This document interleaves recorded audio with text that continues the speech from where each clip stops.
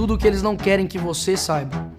Parcialidade nas prisões, excessos, desproporcionalidade da pena, omissão do governo federal e, por fim, sentenças de morte. Um efeito dominó de erros intencionais que sentenciaram centenas de famílias à inexistência.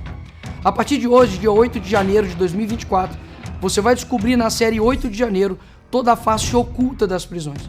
Mentiras e sujeiras do governo silenciadas pela grande mídia e pela própria justiça, que levantou o tapete, pegou a vassoura e varreu para debaixo toda e qualquer dignidade humana.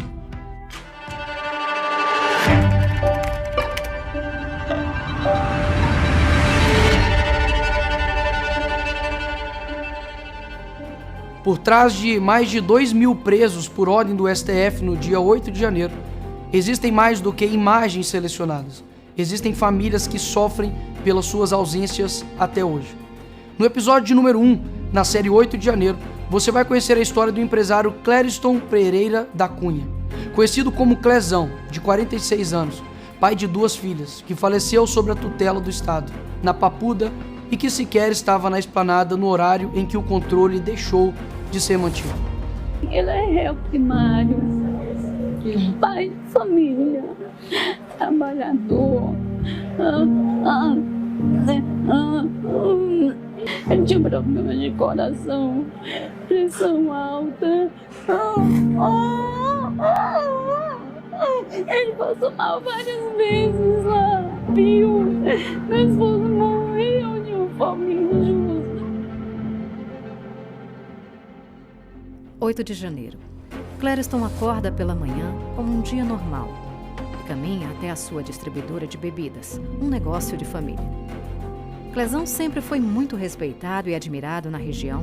Estava feliz, afinal de contas, há pouco tempo, após 33 dias submetido a pulsoterapia e antibióticos, havia vencido a Covid-19.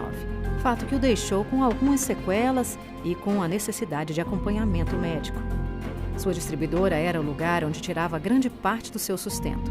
Não foi à toa que no domingo, dia 8 de janeiro, até às 16 da tarde, ainda estava por lá, trabalhando.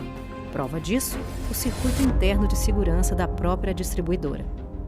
A minha pergunta para você é: será que realmente o Clezão era um vândalo, golpista, terrorista, como até então o ministro da Justiça Flávio Dino acusava?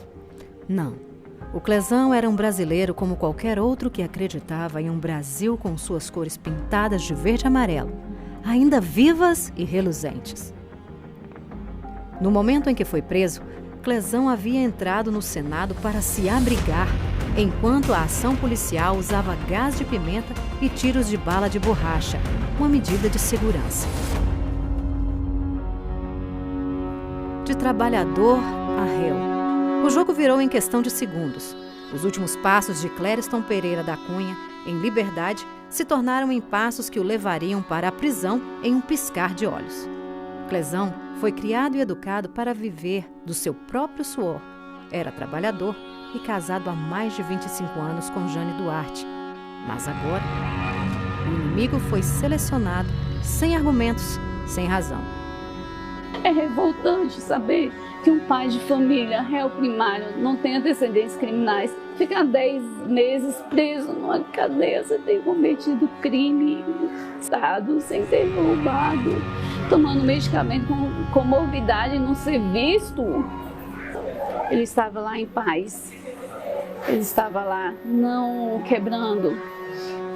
Ele jamais iria fazer isso, jamais. Clezão estava preso sem provas, sem voz, sem chance. E não sou eu que estou dizendo, mas o próprio representante do Ministério Público Federal. A Procuradoria-Geral da República, aquela que tem como função constitucional de representar e fiscalizar os interesses da União, descartou o flagrante, recomendando ainda que o processo fosse respondido em liberdade. Afinal de contas, Clériston não apresentava risco nenhum à sociedade e nem muito menos representava qualquer possibilidade de tumultos nas investigações. O fato é, enquanto tudo acontecia, o ex-secretário de Segurança Pública do Distrito Federal, Anderson Torres, estava sendo solto, ainda com o uso de uma tornozeleira eletrônica. Se o Anderson havia sido solto de maneira acertada, Por qual motivo Clériston, sem provas e que alguns momentos atrás estava em sua distribuidora trabalhando, não seria? E aqui estão 3 pontos. Ponto número 1. Exceder não é fazer justiça. 3 laudos médicos foram apresentados à justiça mostrando que Clezão sofria de problemas cardíacos. Ponto de número 2. Omissão mata. Clezão foi sentenciado à morte diante da omissão do próprio Supremo Tribunal Federal, quando não atendeu à recomendação da Procuradoria-Geral da República, a PGR, para que tão somente respondesse o processo em liberdade. A minha conclusão, ponto de número 3. O crime contra a democracia realmente aconteceu, mas acredite, também foi cometido pela justiça brasileira. Um dos parênteses mais importantes em tudo isso é a individualização de penas, um princípio do Código de Processo Penal brasileiro, está sendo devidamente ignorado. Olhe para esses 2 processos de outros réus. Cerca de 93% do conteúdo do processo é igual. Onde estão as vozes que deveriam realmente estar ecoando pelo Estado Democrático de Direito? Não há músicas, posts, cancelamentos e nem uma mensagem em letras pequenas nos rodapés dos jornais. Seria esse um 4º ponto?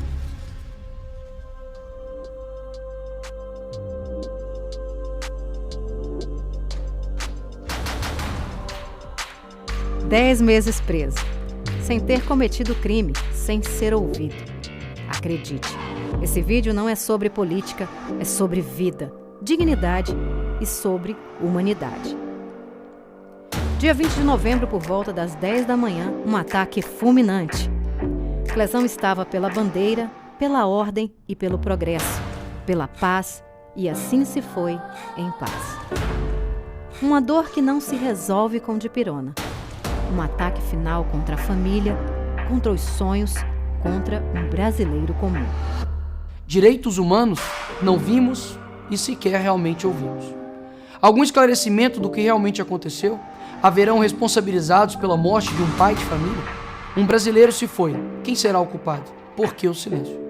O problema nunca foi o que acontece, mas com quem acontece. Se os 9 medicamentos que o Clériston precisava tomar por dia e assim mantê-lo vivo foram também ignorados, a memória de um homem comum, trabalhador, honesto, pai de família e construtor de um futuro melhor há de mantê-lo vivo. O sonho dele era ver as filhas formadas. Clériston Pereira da Cunha, um inimigo selecionado.